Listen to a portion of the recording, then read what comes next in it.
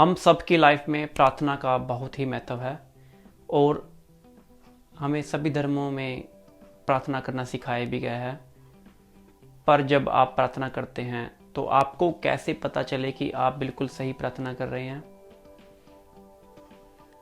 अगर मैं प्रार्थना का अर्थ गूगल पर खोजने जाता हूँ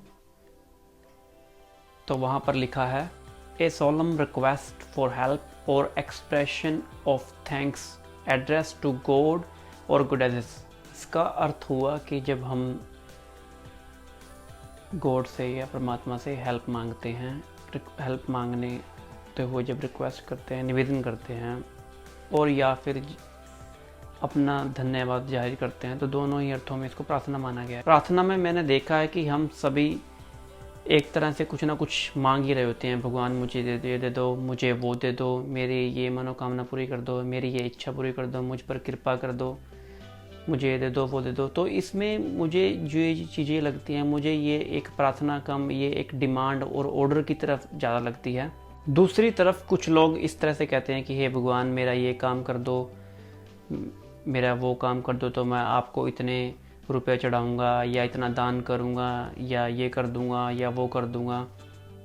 तो ये जो इस तरह की प्रार्थना है, ये भी मुझे ऐसा प्रार्थना तो मुझे बहुत ही कम लगती है। ये ऐसा लगता है कि जैसे कोई बिजनेस डील की जा रही है कि आप मेरा ये काम कर दो तो मैं आपको ये दे दूँगा, इतना दान करूँगा, ये कर दूँगा, वो कर दूँगा, इतना सोने चांदी रुपया चढ़ा दूँगा। ये एक लेन देन का मामला दिखाई दे रहा है मुझे यहाँ पर मुझे कोई प्रार्थना नहीं दिखाई दे रही। कभी सोचा है कि जिससे आप मांग रहे हो वो सिर्फ आपको देता ही है, चाहे देर हो सबेर हो, पर कभी भी उसने आपसे बदले में कुछ नहीं मांगा या फिर वो मांग ही नहीं सकता। वैसे भी हम इंसान उसको दे ही क्या सकते हैं, हमारे कोई कुछ औकात नहीं है उसके सामने देने की। जैसे एक सम्राट के सामने एक भिखारी की क्या औकात है।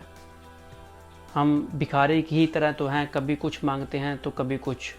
कभी भी इस भूल में मत रहना कि आपकी कोई इच्छा पूरी हुई तो आपने प्रसाद चढ़ा दिया या दान कर दिया या सोना चांदी रुपया कुछ दान कर दिया तो वहाँ पर हिसाब बराबर हो गया।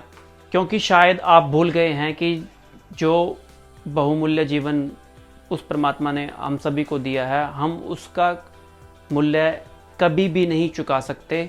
सिर्फ प्रार्थना ही कर सकते हैं और उस प्रार्थना में से मांग को हटा दें, क्योंकि जब मांग प्रार्थना में हो तो वो प्रार्थना नहीं, एक तरह का बिजनेस ही बनकर रह जाती है।